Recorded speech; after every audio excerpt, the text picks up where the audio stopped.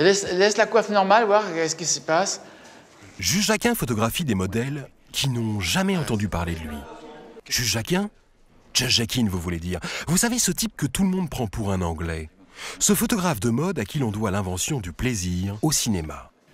Voici l'histoire d'un artiste qui aimait tellement les femmes qu'il a changé la sexualité des Français. Comment ce faux Anglais, né à Vichy, mais qui s'appelle réellement Juste Jacquin, a-t-il pu devenir malgré lui le pape de l'érotisme? Ça, c'est magnifique. C'était en 1974. Il avait 34 ans quand est sorti sur les écrans un film qui allait faire fantasmer la moitié de l'Occident.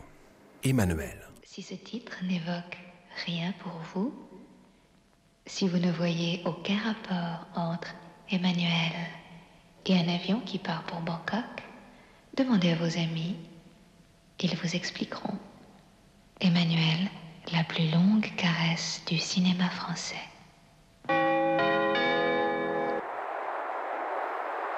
Par quel miracle? Un film tourné avec les moyens du bord, entre son appartement, la Thaïlande et dans un faux avion, a-t-il pu faire de Juste Jacquin un metteur en scène célèbre dans le monde entier? Jamais un cinéaste n'avait provoqué un tel scandale avec un premier film. En 1973-1974, et devant la salle du Georges V, Giscard d'Estaing, qui ne faisait rien comme tout le monde, fait un grand geste en disant « Ah, mon règne sera différent ». Emmanuel est resté à l'affiche 10 ans. Le mercredi où ça sort, Juste va sur les Champs-Élysées voir ce qui se passe un petit peu. Il pense qu'il va y avoir 5 personnes et il voit déjà qu'il y a une queue, que c'est un triomphe. Enfin, ils le savent déjà le mercredi à 14h que ça va être un triomphe, quoi. Effectivement, le film a démarré gentiment et puis au lieu que le nombre de spectateurs chute, comme c'est le cas pour la plupart des films, le nombre de spectateurs s'est maintenu et a même augmenté. Et puis on a commencé à entendre dire que, par exemple, le film était projeté à Perpignan et qu'il y avait des cars d'Espagnols qui venaient en France pour voir ce film. On a frété des autocars à Barcelone pour venir à Perpignan voir Emmanuel. Les gens allaient en famille, se donnaient une bonne contenance. Tiens, ma chérie, la jeune épouse, on va voir Emmanuel, c'est coquin et tout. Ils s'aperçoivent qu'ils n'ont pas assez de copies. Ils font tirer dans la première semaine, d'autres copies qui se passent entre les salles. Le film fait la découverture à répétition, il fait la couve de Paris Match. Enfin, on n'a pas imaginé, mais c'est juste extraordinaire. Son producteur, Yves Rousset-Roard, voulait faire un porno à grand spectacle.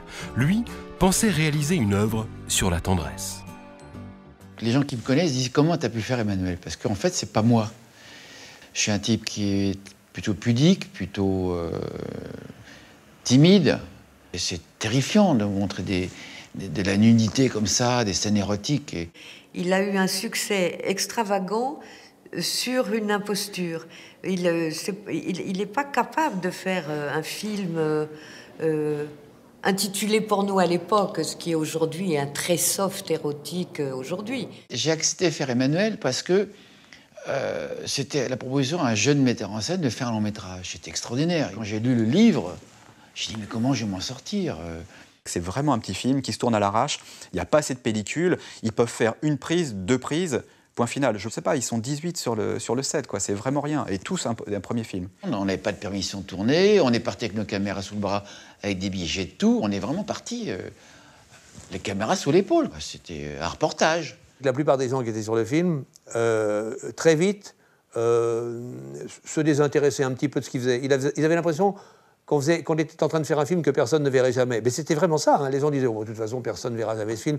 Donc très très vite, lorsqu'on était en Thaïlande, il y avait une grande partie de l'équipe qui vraiment s'en foutait. C'était dur pour moi, qui était caméraman et qui devait donc mettre tout ça quand même en place, aider Juste qui n'avait pas une grosse expérience, vous voyez. Et je me souviens même un jour, j'étais tellement excellé que je me suis mis à pleurer sur le plateau.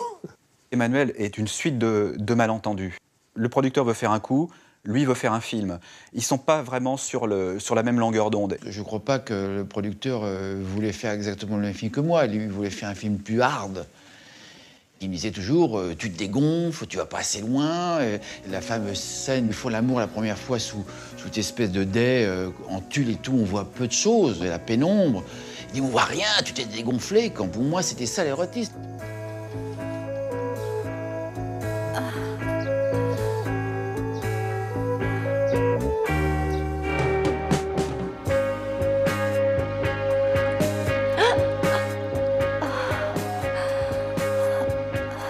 Serroir, ce qu'il supporte pas, c'est qu'il a embauché quelqu'un pour quand même faire du cul, et ce qu'il voit, c'est pas vraiment bandant. Il m'a dit, j'ai trouvé le gimmick pour Emmanuel. Je dis, oh, c'est quoi? Il y a une fille au bar en bas qui fume avec son sexe, on filme. Ah, je dis, dans sa vie, on n'est pas question. De nombreuses scènes du film ont été tournées sans Juste Gequin. La scène la plus, entre guillemets, hard du film, où il y a une asiatique dans la boîte de nuit qui fume avec son sexe, ne sera pas filmée par Juste Gequin, parce que pour lui, c'est impossible. C'est pas une idée de Juste, bien sûr. C'est que Rue Serroir est allé effectivement dans une boîte en Thaïlande, comme il y en a plein, à Bangkok, et il a vu cette attraction, il a dit, mais ça serait formidable de mettre ça dans le film. Il l'a tourné contre mon gré, il l'a montré contre mon gré. C'est un garçon qui est très pudique et par rapport aux choses du sexe. Juste, c'est pas quelqu'un qui parle de sexe ou qui plaisante. Vous voyez? Il n'y a pas vraiment des scènes qui sont très émoustillantes ou très fantasmatiques. Juste, il le dit que le sexe, c'est pas vraiment son truc, quoi. Il paraît que ces choses-là, ça vous intéresse pas tellement. Des pornos. Va-t'en. Je pense pas que c'est l'érotisme en soi que Juste aime. Je pense que c'est la dimension esthétique de l'érotisme, vous voyez ce que je veux dire? C'est-à-dire placer les gens dans des situations où ça soit beau à regarder.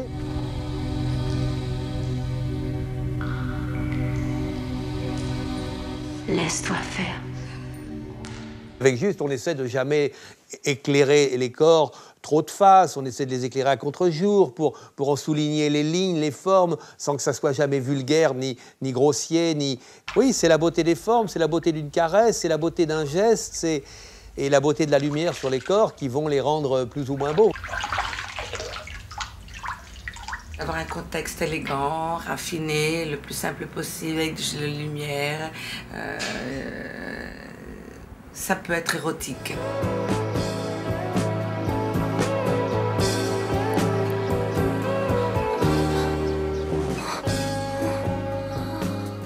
Si ce film avait été fait par un cinéaste hard, il n'aurait pas eu le succès qu'il a fait, il n'aurait pas été projeté sur les Champs-Élysées pendant 10 ans ou 15 ans, et je crois qu'il n'aurait pas touché notre génération, qui était une génération qui découvrait l'amour. L'amour était caché jusqu'aux années 70. Les films porno n'existaient pas.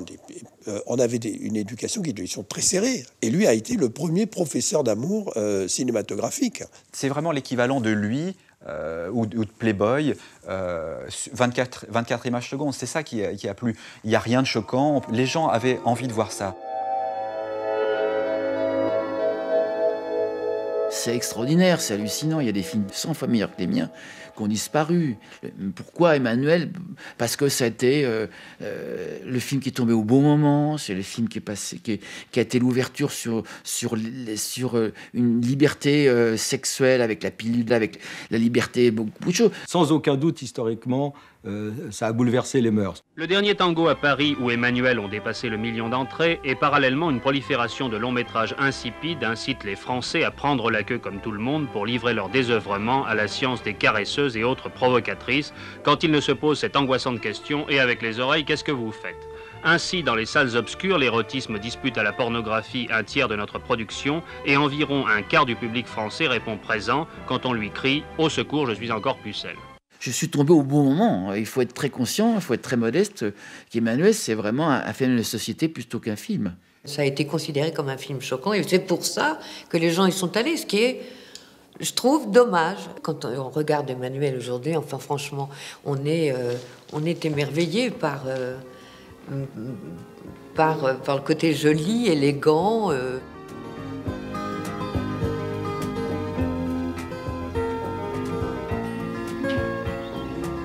Marqué par le succès du film, lynché par la presse, Juste Jaquin va pourtant enchaîner les plus grands succès du cinéma érotique. Avant de se retirer dans son jardin secret, un haras aux portes de la Normandie, avec ses autres passions secrètes, la terre, les chevaux et le chien Pimpin. Alors ça, c'est la fameuse Justice que Brigitte Lahaye m'a offert. Elle était devenue immontable, elle refusait l'obstacle, elle était...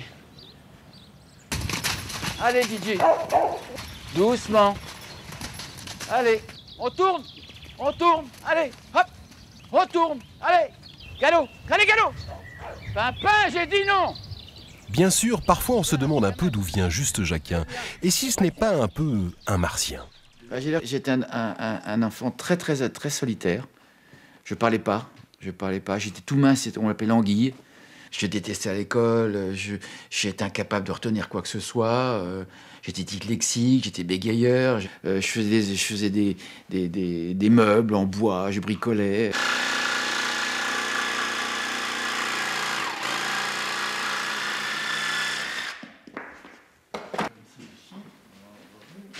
Ma grand-mère était quelqu'un d'exceptionnel. D'abord, c'était quelqu'un qui était conférencier au Louvre et qui m'emmenait tous les jeudis voir les tableaux. Elle m'expliquait le nombre d'or, les couleurs, l'époque dans laquelle le tableau a été fait. Toute ma connaissance artistique, mon œil a été formé par ma grand-mère qui m'emmenait dans les musées et qui m'expliquait chaque chose. Ma place m'a été trouvée le jour où ma grand-mère a dit à ma mère il dessine merveilleusement bien, il faut qu'il fasse une école de dessin. Et j'ai rentré à l'âge de 15 ans chez Charpentier, et Penningen après, qui était à l'époque des écoles de préparation pour les arts déco. Et puis après, j'ai été pris en main par des grands frères, qui étaient Philippe Labro, comme Jacques Ségala, comme Francis Weber, qui ont fait la guerre d'Algérie avec moi, qui m'ont complètement pris en main. Joli. Alors... Donc ce que tu fais, c'est que tu mets une... Je vous photographie, j'avais une coiffe d'Indien. Ouais. Voilà, ça c'est une maquette, hein, c'est j'ai compris. Les premières sculptures. L'œuvre de Juste, elle est globale. On ne peut pas arrêter Jacquin à ses films. C'est idiot. Les éclectiques, les gens qui font beaucoup de choses dans un domaine quand même qui rentre en gros dans ce qu'on peut appeler la communication ou la création. C'est l'insatisfait. S'il était satisfait, il resterait dans la même discipline qu'il a choisie à un moment donné. Moi, j'ai besoin toujours d'évaluer, de chercher, de trouver, de mélanger des techniques. Un seul média ne me suffit pas. C'est deux mains comme ça. Plus Avec Jacquin, les idées sont des images instantanées. C'est le photographe qui parle.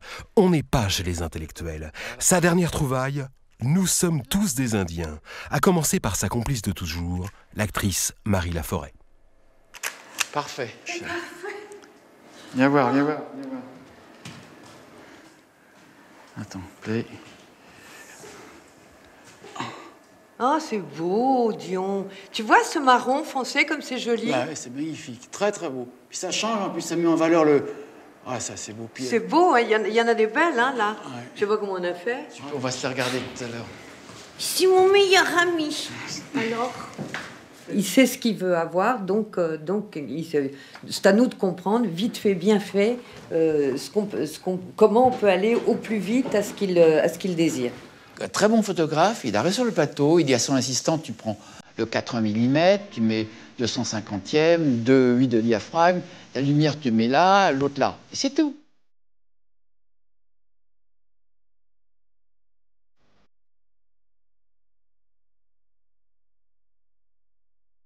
Chacun le visuel, l'émotionnel, l'homme d'une seule image, mais toujours la meilleure.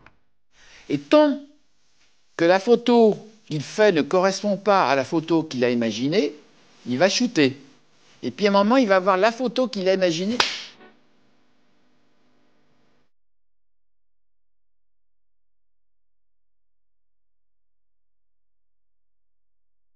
Il a été aussi un grand photographe aussi, hein. Et il a un sens esthétique extraordinaire. Les plus belles photos de Jane Fonda, Barbara, César, Jane Birkin, Serge Gainsbourg, Jean-Claude Brialy, Brigitte Bardot. Vous les connaissez bien sûr. Ne cherchez pas. Leur auteur, c'est Juste Jacquin. C'est moi qui lui ai fait faire sa première photo. Et on s'est retrouvés avec Weber, avec Labro, en train de faire le journal militaire de l'époque qui s'appelait TAM, TRMR, qui est une sorte de Paris Match militaire. Et il y en était le maquettiste. Et un jour, je lui ai dit, mais il n'y a pas d'avenir pour un maquettiste, deviens photographe, regarde. Moi, je pensais déjà à la pub, regarde ce que la pub va ouvrir comme horizon. Et donc, je lui ai envoyé faire une première photo d'un cirque. On le met dans la grille, Où le lion passe, tu sais. Où le lion arrive. Et le mec lui dit, panique pas, parce que le lion va arriver, tu fais ta photo, et moi, je ferai tomber la porte de la grille. Bon, évidemment, la photo est floue. Parce que j'ai lâché l'appareil. Elle est floue, les trouilles. Le lion est arrivé à toute vitesse. Et la photo est extraordinaire, justement parce qu'elle est floue. Et tout le monde a dit, quel génie, il a eu l'idée de faire la photo floue. Je sais exactement ce que je vais faire avant de commencer. Dans la séance des Indiens, on a fait de la pré-photographie. On a vu la couleur du fond, on savait quelle lumière on allait mettre. Avec le maquilleur, on avait fait les maquillages. Je n'improvise pas. Je mets en scène. Je dis, regarde là, fais ceci, fais ça, là, avec tel maquillage. En fait, je suis plus un metteur en scène qu'un photographe. Juste Jacquin a un talent de casting. Il fait des choix qui sont des très beaux choix. Dans Emmanuel, il y a Sylvia Christel, il y a aussi Christine Boisson, qui sont superbes, toutes les deux. Par la suite, dans Histoire d'eau, le choix de Corinne Cléry est absolument lumineux. C'est une des plus belles comédiennes qu'il y ait jamais eu dans l'histoire du cinéma. Et puis... ensuite, Madame Claude, Gwendoline, il a toujours très bon goût. Alors, le problème que ça pose aux jeunes spectateurs, c'est qu'après, ça les traumatise. Ils veulent toujours, toute leur vie, être avec des belles femmes. Et comme chacun sait, les plus belles sont aussi les plus casse-couilles. C'est ma douleur, c'est ma croix, un petit peu, que j'ai dû porter depuis toutes ces années. Tout le monde est beau. Si tu dis à quelqu'un qu'il est beau et que tu le fais comprendre que tu es amoureux de quelque chose chez eux, c'est chez eux qu'ils vont développer. Si tu montres qu'ils sont moches, qu'ils sont gros, qu'ils sont garçons, comme ça, c'est foutu. Tu peux leur mettre les... Juste Jacquin a un secret. Ce n'est pas un homme à femme, c'est un homme aimé par les femmes. Il parle une langue qu'elles seules comprennent, une langue qui les rend encore plus belles. Si je la regarde avec des yeux émerveillés, que je dis qu'elle est belle, et que dans ma voix, il y a marqué « tu es belle » et qu'il y croit, elle devient belle. C'est belle. Ouais, c'est bon. Voilà.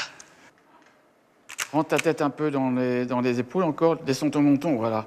Pourquoi j'arrive à faire déshabiller les filles quand je lui retire les peurs de montrer un sein? Elle va le montrer parce que je lui dis qu'elle est belle. Si elle est belle, elle a plus de honte. Elle a confiance, c'est une question de confiance. Puis une question d'intimité entre nous. Et comme je me dévoile, que je donne, elle se dévoile. Voilà. Tourne la tête vers moi, voilà. Magnifique, ça c'est très très bon.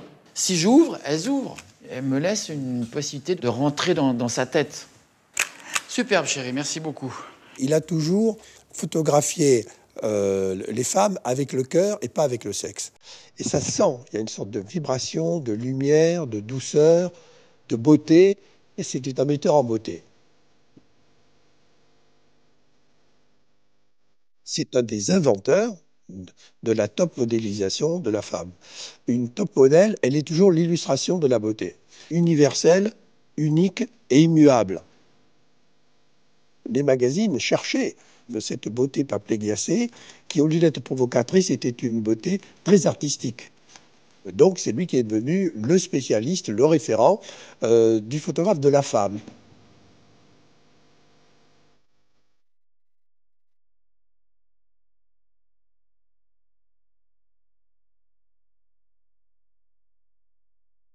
Photographiez pas un top modèle sans la connaître, sans avoir déjeuné ou dîné avec elle, sans avoir créé une intimité. Et pendant le shooting, il était on ne peut plus proche d'elle. Dis-moi, le photographe, Oui, eh bien. il t'a... Vous avez fait l'amour ensemble? Oh, Jean, il ne m'a même pas touché.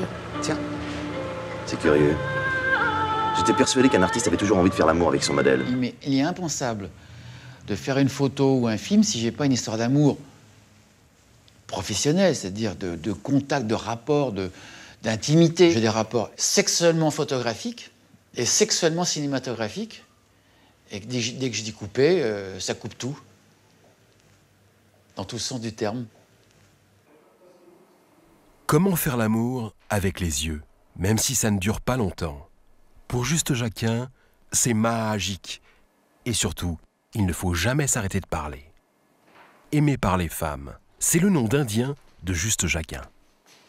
On peut lui baisser, j'ai le bord de sa serviette là, au fond. Tu le baisses un tout petit peu, là, l'autre côté, là, ici, là. Un petit peu, voilà, c'est parfait. Parfait. Baisse un peu la tête, voilà, c'est superbe. Ça, c'est magnifique. T'as les yeux, alors, qui prennent la lumière.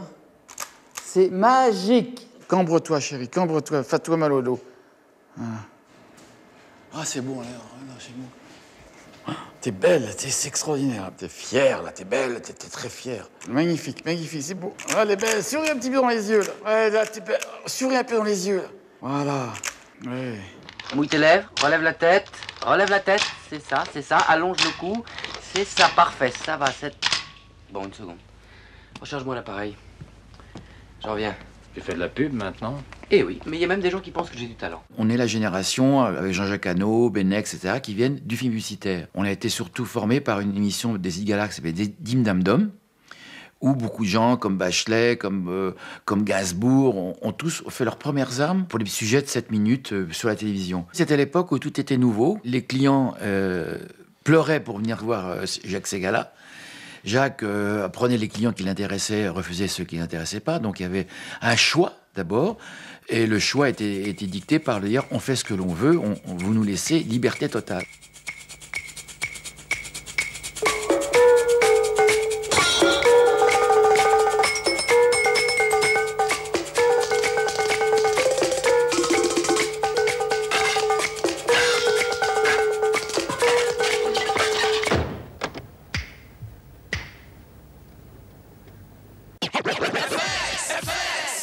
Quand je suis arrivé chez L'Oréal avec Lindsay Owen-Jones et Patrick Rabin, qui m'a pris un peu comme l'égérie de L'Oréal à l'époque, parce que j'ai fait Stu Yolan, on m'a donné une certaine liberté de créativité.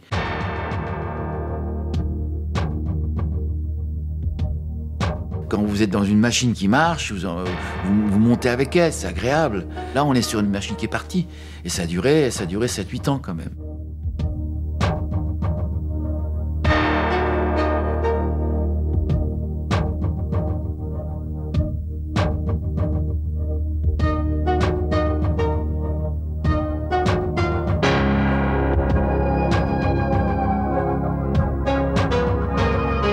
Moi, j'aimais les femmes. Je montrais qu'elles étaient belles, qu'elles me faisaient bander parce qu'elles avaient un regard, parce qu'elles avaient une bouche qui s'entrouvrait, parce qu'elles avaient un petit regard coquin.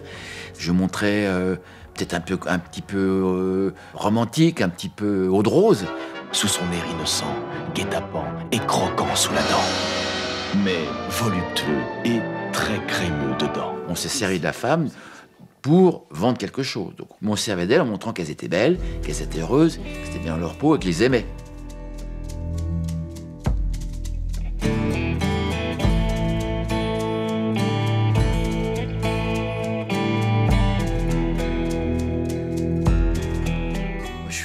Par un regard, je suis ému par un sourire, je suis ému. Je trouve qu'il n'y a rien de plus beau qu'une femme. C'est même pas, on peut même pas dire, c'est même pas explicable. Les femmes sont des gens qui sont plus directs, qui sont plus vrais. Les hommes, ils ont tous une façade, ils ont tous un rôle à tenir. Allô, Anne-Marie, c'est moi. Il faut que je parle à David, c'est très important. Tu ne l'as pas revu? Mais si, je te crois. Bon, je te rappellerai demain.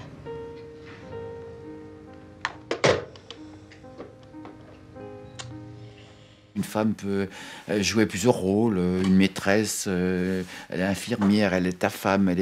Une femme a un degré, une palette d'expression extraordinaire, je trouve. Les femmes érotiques...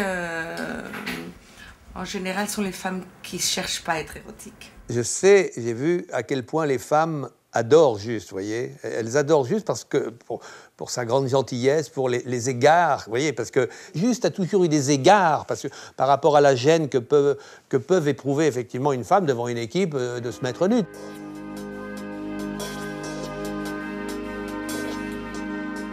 Retire ton slip. Quand une fille devait baisser son slip, si effectivement jusqu'au dernier moment la fille pouvait garder son slip ou le rouler pour qu'il soit le plus bas possible pour qu'on ne le voie pas, c'est lui qui poussait pour ce genre de choses, vous voyez. Il faut t'asseoir directement sur la banquette.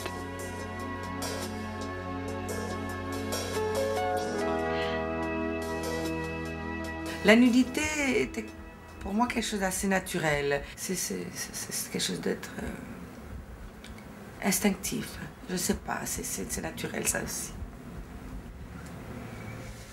Un baiser m'a coûté des pleurs terribles et pour les autres scènes, aucun. Tout le monde me préparait, il y avait une équipe formidable, formidable. J'ai jamais demandé « soyez gentils, partez, soyez gentils ».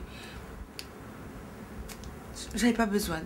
Au moment de tourner, au dernier moment, on m'enlevait, surtout parce qu'il faisait froid, donc j'avais normalement des couvertures, il n'y avait plus personne. Il y avait juste et le caméraman. La meilleure façon de décrire ma pudeur, c'était dans le casting de mes films. Quand une fille arrive, les comédiennes, etc., il faut leur demander de se déshabiller pour voir comment elles sont foutues. Ben, j'ai jamais dit à une fille en face, tu te déshabilles. J'ai demandé à mon assistante un peu lâche, tu peux lui dire de se mettre à poil. Mais j'arrivais les yeux baissés, je regardais, ouais, c'est pas mal, un petit peu plus, pour voir si c'est bon. Mais je suis un mec pudique. Et j'y peux rien, je suis né comme ça. Il est assez timide et gauche avec les femmes, parce qu'elle pense être devant un Casanova fou, et lui est un homme de l'amour toujours, un grand tendre, et pas du tout un hypersexuel. Ça c'est bien. Juste, tu veux venir voir la proportion de la cage par rapport à la pièce? Ouais, j'arrive. Aimé par les femmes, mais voici celle qu'il aime entre toutes, son épouse Anne, sculptrice comme lui, dans leur atelier de Normandie. Sa femme depuis déjà 16 années est la mère de sa fille. Une rencontre avec elle à l'image du personnage, par hasard et pleine de gaffes. À 50 ans, il y a une copine qui me dit « Mais encore à 50 ans, t'as pas encore trouvé l'âme sœur ?» Je dis « Bah non, entre les voyages de 100 jours par an pour le travail, plus les week-ends que je prends pour le sport, à moins de trouver une fille qui aime le sport. Mais là, j'ai une copine superbe, sympa, qui est sportive et tout. Et elle me donne un rendez-vous, un dîner pour le mardi suivant. Et le week-end, je fais une course de moto. Et je m'éclate, casse 7 côtes et une épaule, et j'arrive... Parce que Anne, à l'époque, était une grande danseuse. Et elle avait monté un truc de gym. Et j'arrive à son club comme ça, avec un bras cassé, en retard d'une demi-heure, en ayant oublié le bouquet de fleurs dans le taxi. Et en plus, au sacrilège, je marche sur le parquet des danseurs, ce qui est strictement interdit. Et ça a été ma première rencontre avec Anne. Il est certain qu'au tout début où je sortais avec Juste et où Juste me présentait à des femmes qui avaient été des petites aventures et tout, je n'ai pas pu éviter justement la moquerie de certaines femmes qui venaient me voir en disant « Ah, tu es avec Juste Jacquin? Ah, mais tu attends un enfant de lui, c'était mon rêve qu'il me fasse un bébé. » Enfin voilà, ce genre d'ânerie. Mais bon, ça... Et les femmes qui ne me connaissent pas se sont donné une fausse opinion de moi. Par exemple, quand j'ai connu Anne, ma femme, ses copines me disaient « Alors, comment c'est que Juste, ça va être terrible ?» Et s'imaginaient que j'étais peut-être un vrai pornographe, que je faisais des trucs incroyables, que j'avais inventé de nouvelles positions par rapport au Kama Sutra, je sais pas, mais je crois que les gens se sont imaginés beaucoup de choses. Y a-t-il des femmes qui seraient excitées à l'idée éventuellement d'avoir une aventure avec Juste Jacquin, le roi de l'érotisme? Oh, certainement, certainement. Oui, ça, je pense que oui, c'est probable.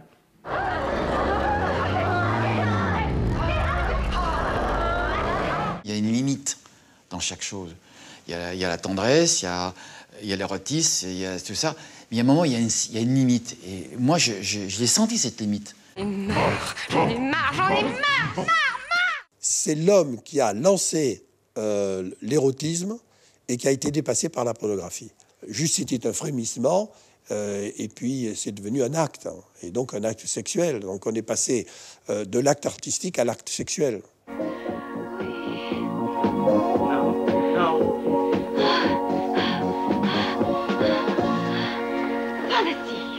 Quand tu vois les films porno où les font ça pendant 3 heures, moi je ne fais pas l'amour comme ça. Je crois que l'amour c'est quelque chose de beaucoup plus tendre, beaucoup plus préliminaire, beaucoup plus séduction. Sauter sur une femme et pénétrer, c'est pas ça. Ce qui intéresse, c'est la séduction, la caresse. C'est ça qui est beau dans l'amour. L'érotisme, c'est de suggérer.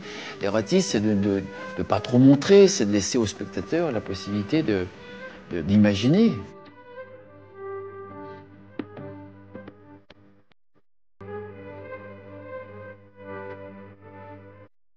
Rien de plus suggestif qu'un semblant de caresse ou un début du rapprochement de deux corps, bien plus qu'une copulation à poil au milieu de l'écran.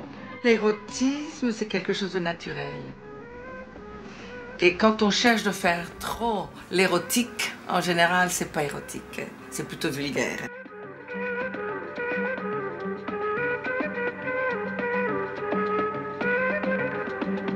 Aujourd'hui, un type qui réalise un film érotique ou porno peut être en sélection à Cannes, vous voyez. Il y a des films avec des fellations qui sont acclamés par la critique. Tout ça est devenu tellement cool que ça en est presque ennuyeux. Les gens comme moi n'ont pas grandi avec les mêmes images que les ados d'aujourd'hui. Eh bien, je ne les envie pas. C'est bizarre, mais je ne les envie pas. Moi, je suis assez content d'avoir progressivement eu accès à la nudité et d'une manière un peu mystérieuse, peut-être un petit peu esthétisante, ringarde ou parfois ridicule, mais au moins, j'ai pas eu immédiatement des triples pénétrations en gros plan, vous voyez. Ça a été un peu plus lent et je crois que c'est pas plus mal. Il y a plus de troubles dans ce genre d'images, avec ce qu'elles peuvent avoir de comique quand on les revoit, que dans, à mon avis, dans le fait de surfer sur YouPorn toute la journée, à la recherche de son fantasme précis.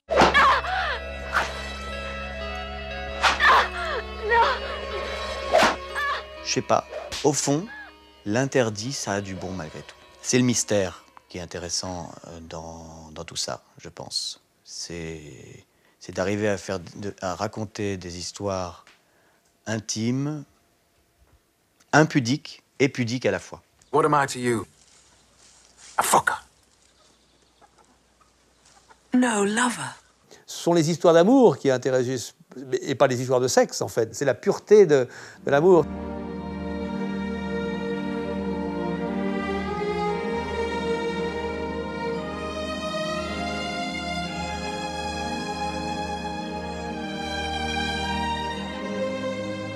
Il y a toujours l'élément sentimental chez lui, l'élément sentiment, ce quelque chose de particulier qui va largement au-dessus d'un trou du cul.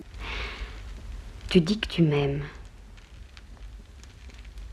Mais si je te demandais de subir une seule des épreuves que j'ai supportées pour toi, accepterais-tu? Je pense, oui. Juste, c'est un idéaliste. Il n'imagine les histoires d'amour que comme quelque chose de parfait.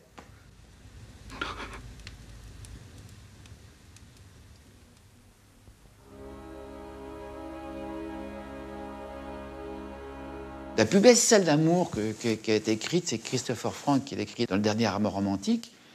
C'est quand il a gagné Deladon dans son lit, dans cette petite caravane de cirque. Il lui dit, bon, là, je suis à toi, tu m'as gagné, fais-moi ce que tu veux. Il lui dit, tu te mets sur le côté. Ah bon? Dit-elle. Bien, vous êtes très vicieux.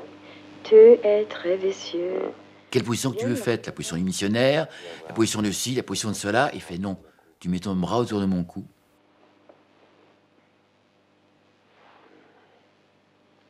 Et tu t'enroules ta jambe autour de la mienne.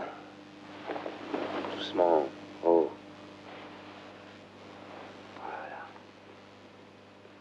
Elle dit, ça s'appelle comment cette position? C'est un vieux truc que la plupart des gens ont oublié. Et il lui répond, ça s'appelle la tendresse. On appelle ça la tendresse. Ça me représente le plus. Pour moi, j'ai besoin de plus de tendresse, plus... Alors, quelquefois, il a ce côté un peu cucu, juste. Gwendoline! Nom de Dieu! Gwendoline, je vous aime! Mais c'est son univers, c'est un univers. J'espère que c'était sincère. C'est tout à fait sincère, c'est sincère à 300%.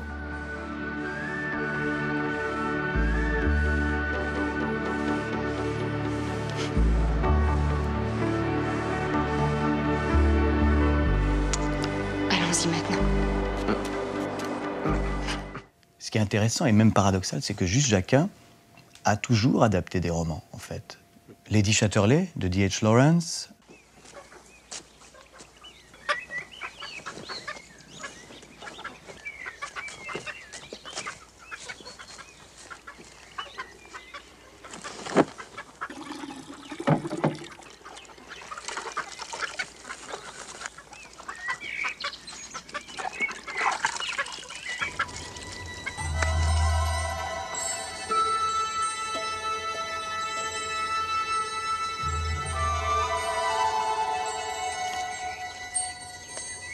Histoire d'eau, c'est pas n'importe quoi, c'est un des grands chefs-d'œuvre du XXe siècle.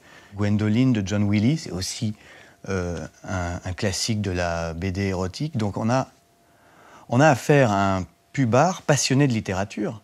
C'est amusant, parce que je pense que peut-être qu'il doit être aujourd'hui reconnu comme cinéaste érotique, mais pas forcément comme grand amateur de littérature. La littérature, la lecture laisse une part à l'imaginaire. J'essaie de retrouver cette part de l'imaginaire du spectateur et du lecteur en mettant des pénombres pour qu'on se projette sa propre érotisme dans les images. Dans Gwendoline, ce côté sadomasochiste, c'était pas supportable non plus. Premier degré, les chaînes, etc. Donc il fallait qu'une chaîne devienne autre chose. Il fallait que ces gens-là rentrent dans une cité de femmes extraordinaires, avec une reine folle et tout. Encore l'imaginaire. Ah, vous arriverez même pas à me faire border. Je n'ai pas formé des spécialistes depuis tant d'années pour rencontrer un échec. Oh. Ah, vous êtes tarés. Pour ne pas vous faire de la peine, j'ai tardé à vous révéler l'essentiel. C'est bien, les filles, continuez.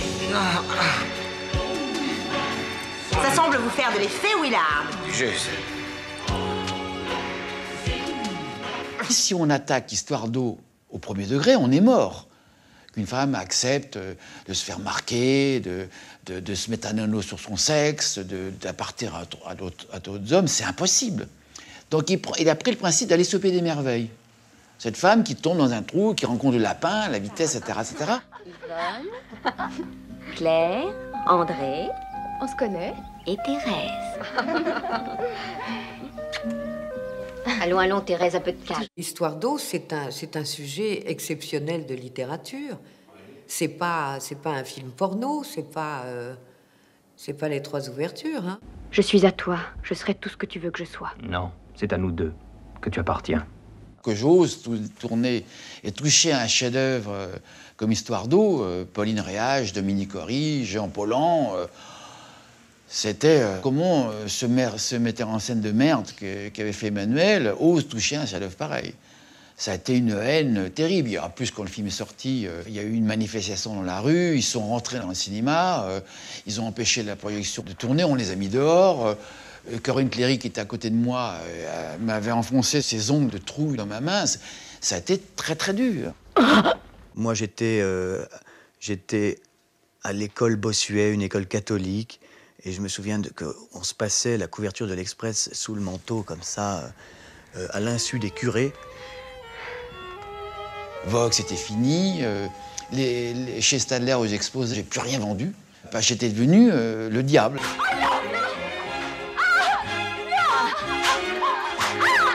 Histoire de zéro. L'héroïne de Pauline Réage subit à l'écran son plus grand supplice, c'est-à-dire moi. Histoire d'eau sale. Histoire d'oseille. O égale 0. Une love story pornographique réalisée par un ancien photographe qui ne sera jamais un metteur en scène. Vraiment, il y a de quoi de se jeter par la fenêtre quand même. Pauvre Pauline Réage. Votre péché n'était pas si terrible qu'il méritait un châtiment pareil. Il y a des gens qui ont dit, mais t'es nul. Carrément, en face, dans le regard, pas en parole. Tu vois bien quand quelqu'un te méprise. Tu vois bien que quelqu'un te dit, mais t'es de la merde. Ça se voit là, dans le regard des gens. Pour moi, c'est quelque chose qui est c'est quelque chose qui me choque et qui est à la limite de l'injustice. Il y avait des cochonneries de films du genre Truffaut à l'époque. C'était mal foutu, c'était mal cadré, c'était mal photographié, c'était des mauvais dialogues, il y avait rien. Et on disait, c'est un grand metteur en scène. Ah alors je comprends plus rien. Il m'appelait demain pour faire un film, je partirais tout de suite. Sans même vraiment savoir quel genre de film, parce que c'est de toute façon quelqu'un de bien. Peut-être trop pour ce métier.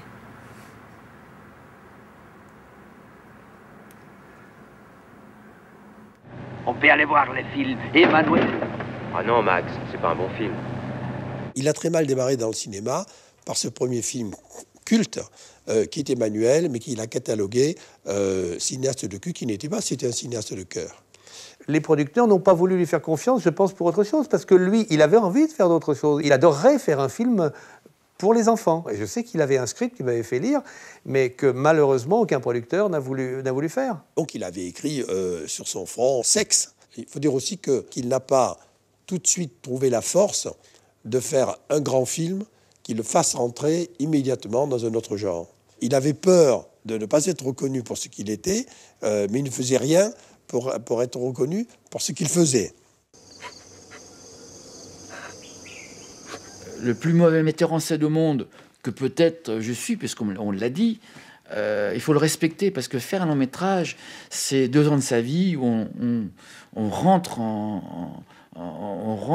dans un monastère. On ne pense qu'à son film, qu'à ses acteurs, qu'à sa mise en scène, qu'à sa lumière, qu'à ses repérages, qu'au casting, qu'au montage, qu'à la sortie. Pendant 2 ans, rien d'autre ne bouge. L'actualité n'existe plus, votre famille n'existe plus, vous voyez plus vos amis. Et vous sortez 2 ans après, le film s'arrête, votre équipe vous quitte, vous vous retrouvez seul. La solitude de la fin d'un film est quelque chose de très, très, très dur psychologiquement. Vous êtes seul. Puis un assistant, tout s'arrête. Votre film sort, vous ne pouvez pas aller arrêter les gens dans la rue pour leur dire « allez voir mon film ». Ou c'est un flop, ou c'est un succès, vous ne pouvez rien y faire. Il faut recommencer tout à zéro, retrouver un scénario, retrouver une histoire, retrouver des acteurs, retrouver de l'argent. C'est épuisant. Mais répondez! Tirez! T'inquiète pas, c'est sur moi, chasseur.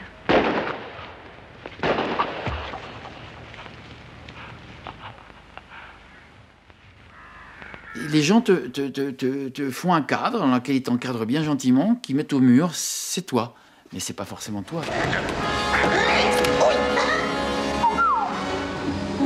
Alors, pour échapper à ces prisons, l'autre face cachée de Juste Jacquin, c'est l'humour. Mais un humour qui n'appartient qu'à lui et qui frise souvent le surréalisme.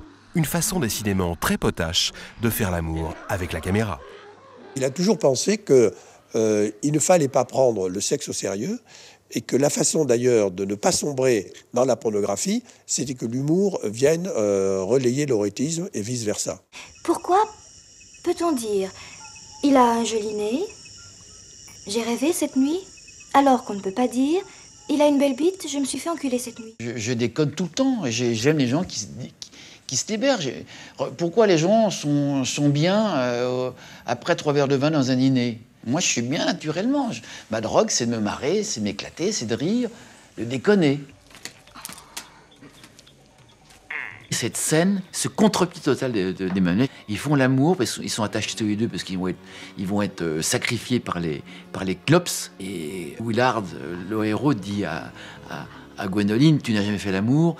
Et comme ils ne peuvent pas se toucher, il prend une paille et il lui caresse les lèvres avec une paille. Et Zabou qui est derrière prend ça pour elle, mais c'est une scène érotique sans se toucher. Je suis en toi. Je te sens. Je te sens. Viens. C'est bon. Viens.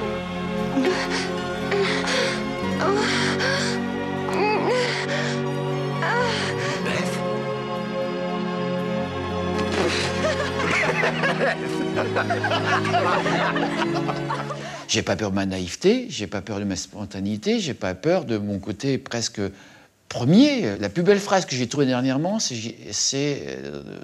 j'ai mis 60 ans à redevenir un enfant. Je me bats pour le rester un enfant. Le sérieux m'emmerde. Sans ça, la vie n'est pas supportable, la vie est dure. Donc il faut déconnecter de tout ça, il faut avoir un imaginaire personnel. Ici, c'est le cheval, comme ça ici. Et je vais me mettre en indien, dessus, comme ça.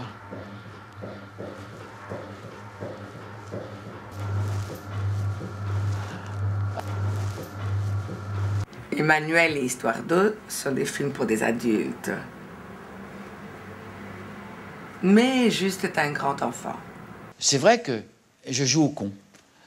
Je joue au con pour qu'on foute la paix. Tu as encore développé tes photos porno. Écoute chérie, je fais ce que je trouve comme travail. Si tu crois que ça m'amuse de faire ça, j'ai pas le choix. Francis Weber, qui est un de mes amis toujours, avec mon prénom Juste, il a fait un jeu de mots extraordinaire. Dans les cons, c'est Juste. Tu t'appelles comment, Juste, machin, etc. Le fameux gag. Et Francis m'a piqué en plus quelque chose d'autre. Il m'a piqué dans la chèvre. Il m'a piqué dans mon chien qui s'appelle Pimpin. Attention à toi.